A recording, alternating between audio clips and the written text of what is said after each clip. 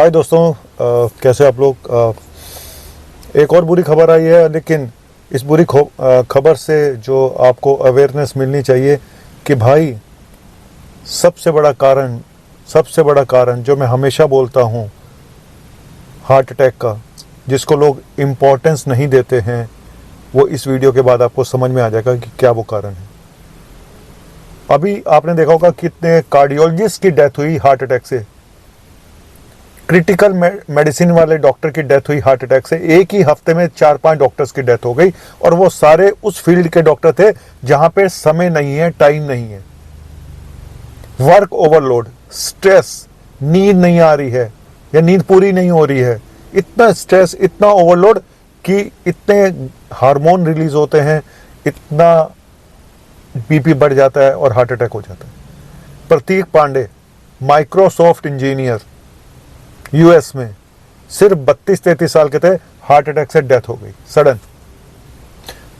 10th में बताया जा रहा है 98% नंबर थे, 12th में भी इतने ही परसेंट नंबर थे, करीब करीब टॉपर थे, गोल्ड मेडल थे आईआईटी से। उसके बाद माइक्रोसॉफ्ट जैसी कंपनी में एक बहुत उच्च पद पर वो थे। जितने ये इस फील्ड के लोग हैं, इन लोगों के ऊपर इतना प्रेशर होता है, इतना प्रेशर, रात के 2 बजे 3 बजे उठ के काम कर रहे हैं, मेल चेक कर रहे हैं, इतना प्रेशर, उस प्रेशर को हैंडल कर पाना आसान नहीं होता। और उस स्ट्रेस की वजह से लगता है इनकी भी जान गई। बताया ही जा रहा कि हार्ट अटैक हुआ। और मैंने आपको बताया था एक स्टडी हुई थी, WHO ने की थी कि 2000 ये करीब 16 और 10 के बीच में करीब 45% हार्ट अटैक बढ़ गए। स्ट्रोक का नंबर बढ़ा सिर्फ वर्क ओवरलोड से, और हार्ट अटैक का नंबर बढ़ा 19%। जो लोग 55 घंटे से ज़्यादा काम करते हैं उनमें आप सोचिए 20% के आसपास खतरा ज़्यादा है हार्ट अटैक का।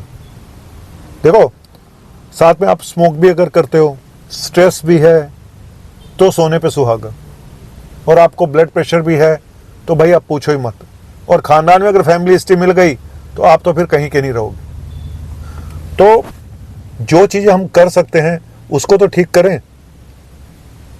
अब इतने लायक बच्चे, इतना पढ़ लिख के, और जैसे डॉक्टर की डेथ हुई, कार्डियोलॉजिस्ट की, कितना पढ़ना पड़ता है, कितना स्ट्रेस लेवल को लोग ये बात समझ ही नहीं पा रहे कि ये अब सब फिर वही बोलते हैं वैक्सीन की वजह से हो रहे हैं, वैक्सीन की वजह से हो रहे हैं। मैं क्या बोलूं यार। ये एक पर्टिकुलर जो अभी पिछले एक हफ्ते में 4-5 डॉक्टर्स की लाइन से डेथ हुई है, और सब एक ही फील्ड के डॉक्टर थे, क्योंकि वहां पे समय नहीं है और जरूरत से ज्यादा सिर दर्दियां हैं, हेडेक बहुत है। आजकल डॉक्टर ऐसी फील्ड लेना ही नहीं चाहते जहां पे हेडेक हो। तो मेरा कहने का मतलब सिर्फ यही है भाई कि अगर आप स्ट्रेस मैनेजमेंट नहीं करोगे, आप अपने आप को 1 घंटा नहीं दोगे, तो भाई आपकी मुसीबतें पक्की है। वर्क फ्रॉम होम कल्चर जो है ना, ये लोगों को डुबो रहा है और ज़्यादा, क्योंकि आधी रात 12-2-3 बजे तक ये लोग जागते रहते हैं, काम करते रहते हैं, खाने पीने का पता नहीं है, कई बार स्मोकिंग की लत भी लग जाती है। तो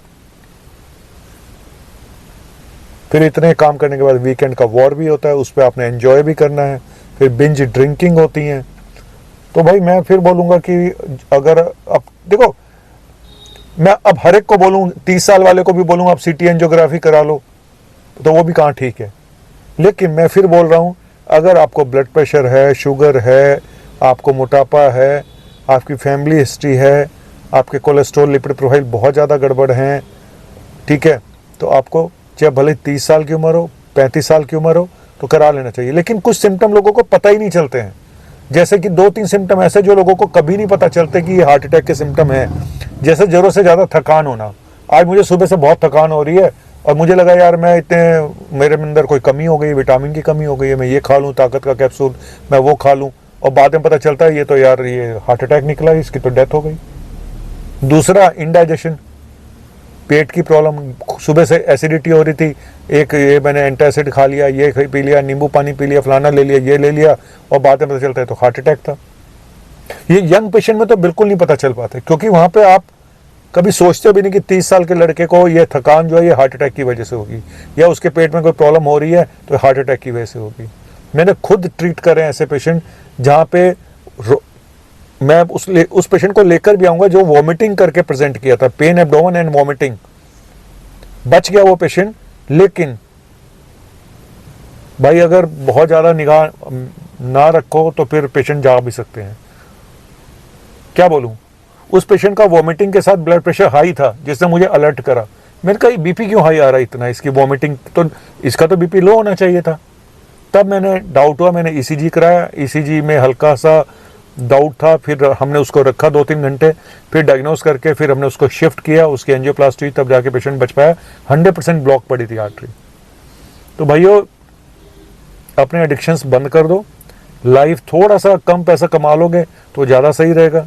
थोड़ी सी स्ट्रेस लेने कम कर दो, ऐसे काम ही मत करो जहाँ पे स्ट्रेस हो, लेकिन स्ट्रेस तो मिलेगा। अगर आप इतनी पढ़ाइयाँ करोगे और ऐसे प्रोफेशन में चले जाओगे, स्ट्रेस तो मिलेगा ही मिलेगा। कैसे करोगे आप मैनेज आपको करना भाई। ये लाइफ का 1 घंटा आपको अपने लिए निकालना ही निकालना है। थोड़े थोड़े बीच में ब्रेक लो यार, छोटे छोटे ब्रेक लो, डीप ब्रीदिंग एक्सरसाइज करो, योगा मेडिटेशन को अपनाओ। लेकिन नहीं, सबको आगे बढ़ना लाइफ में, एम्बिशियस, ओवर एम्बिशियस, पता नहीं क्या क्या क्या होगा। फिर यही होगा जो हो रहा है, वही होता है जो मंजूर खुदा होता है। बस कब आए और कब चले गए, दुनिया देखी नहीं, पहले ही हो गया राम नाम सत्य। चलिए फिर बोलेंगे ओम शांति, ओम शांति, ओम शांति। भगवान प्रतीक की फैमिली को शक्ति दे और प्रतीक की आत्मा को शांति दे। Thank you, bye.